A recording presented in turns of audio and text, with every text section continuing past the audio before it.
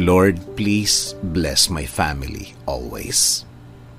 Panginoon, maraming salamat sa aking pamilya. Maraming salamat at lagi silang andyan. Sila po ang aking inspirasyon, ang aking lakas. Sila po ang nagiging kakampi ko sa mga pagsubok ng buhay. At laging nakaalalay kapag kailangan ko ng suporta. Lord, kasama po ng aking dasal na ito na mas mapalapit sila sa iyo. Mas makilala ka nila. Mas malaman pa nila ang iyong kabaitan. Kasama ng nakikita nila sa aking buhay na ikaw ang pinagkukunan ko ng lakas sa araw-araw. Kasama na rin ang aking dinadasal na tulungan niyo rin ang bawat isa sa kanila sa tuwing kailangan nila ng tulong ninyo, Lord.